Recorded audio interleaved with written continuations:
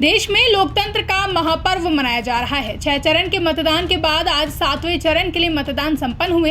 एक तरफ जहां सभी पार्टी के नेता और प्रत्याशी अपने अपने बूथ पर पहुंचकर मतदान करने के साथ ही जनता से भी मतदान करने को लेकर अपील कर रहे थे, तो वहीं इसी बीच गोरखपुर से समाजवादी पार्टी प्रत्याशी काजल निषाद का जनता से अपील करते हुए दर्द छलक उठा।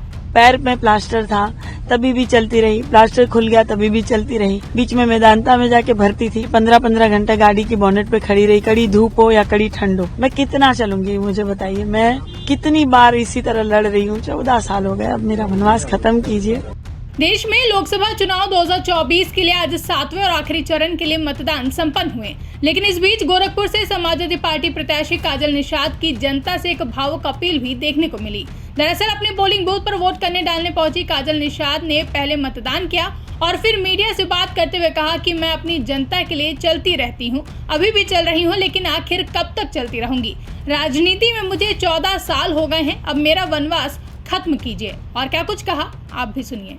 पैर में प्लास्टर था तभी भी चलती रही, प्लास्टर खुल गया तभी भी चलती रही। बीच में मैदानता में जाके भर्ती थी तभी भी चलती रही। अंत में चुनाव प्रचार समाप्त हुआ तब मैं जाकर डॉक्टर के पास गई थी दवा लेने के लिए, क्योंकि 15-15 घंटा गाड़ी की बोनेट पे खड़ी रही, कड़ी धूप हो या कड़ी ठंड हो। मैं अपनी जनता के बीच में लगातार रहती हूँ, अपने क्षेत्र में चलती रहती हूँ। आखिर कितना चलूंगी मैं, कितना चलूंगी मुझे बताइए। मैं कितनी बार इसी तरह लड़ रही हूँ। 14 साल हो गए, अब मेरा वनवास खत्म कीजिए।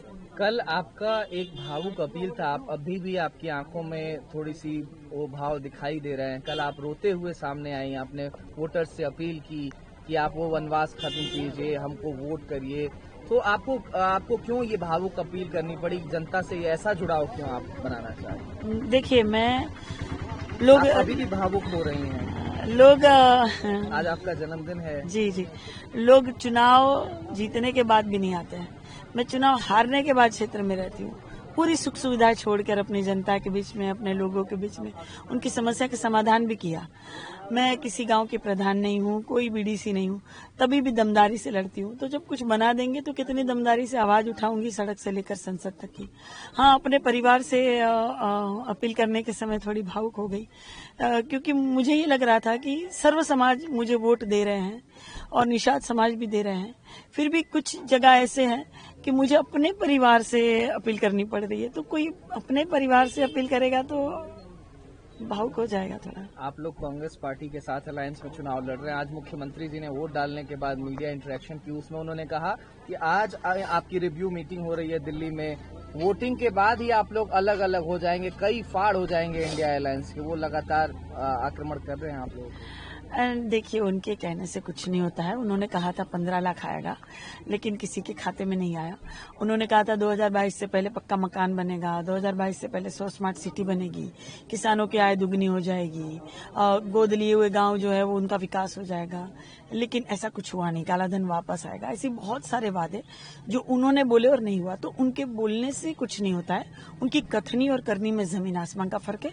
जनता समझ रही है। रवि किशन जी कह रहे हैं कि पिछली बार से ज्यादा मार्जिन से वो इस बार जीतेंगे, 2019 से ज्यादा मार्जिन 2024 में मिलेगा। आप लोग 2018 की जीत दोहराने वाली बात कह रहे हो, तो दोनों में किस पर भरोसा किया जाए? जनता किन मुद्दों पर? माननीय सांसद जी कहते हैं कि गरीबों के और निषादों के पसीने से बदबू आती है, तो गरीब और निषाद उनको वोट क्यों दे?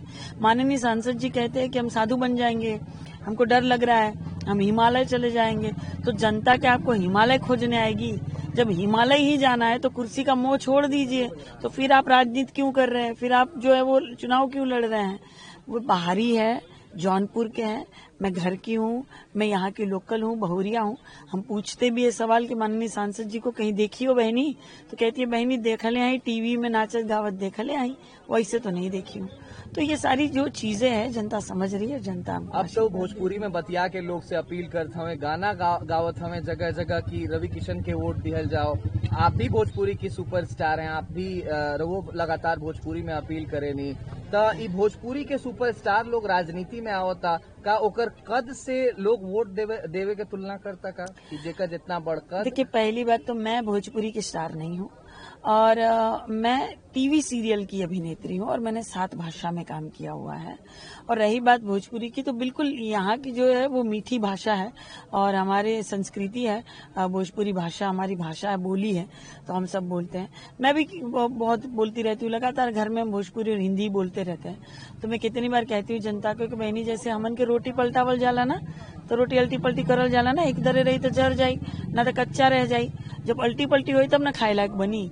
वही दरे सरकार जब अल्टी पल्टी हुई तब सरकार के दहिया में डर बैठी, तब सरकार काम लायक बनी। देखिए, जैसी बर देखा हुआ आई तो का पूछल जाला, बर देखा हुआ आई तो पूछल जाला कि लड़का कितना कमाता, कौन नौकरी करता, कितना पढ़ल लिखल बा। ई ना पूछाई, ई ना पूछाई कि लड़का कितनी बार कावड़ ढोले बा, समझी जी बताई तनी लड़का कितना राम राम जपता, क्वालिफिकेशन में लिखी तनी कितनी बार अयोध्या सीढ़ी चढ़ले बा। ई ना पूछाई, क्वालिफिकेशन में प्रोफेशन में लिखाएगा कि लड़का कितना पढ़ा लिखा है और कितना रोजगार कर रहा है। तो जरूरी बा पढ़ाई लिखाई रोजगार, मुद्दा जरूरी है जिस पर भारतीय जनता पार्टी बात नहीं करती है। इस बार ये रोटी अल्टी पल्टी होगी, इस बार रोटी जो जल रही है आपके अनुसार वो रोटी अल्टी पल्टी हो पाएगी? बिल्कुल, इस बार 1 तारीख को आशीर्वाद देंगी जनता हमको, जन्मदिन का बटन दबाकर साइकिल का रोटी को उल्टी पल्टी कर देगी जनता।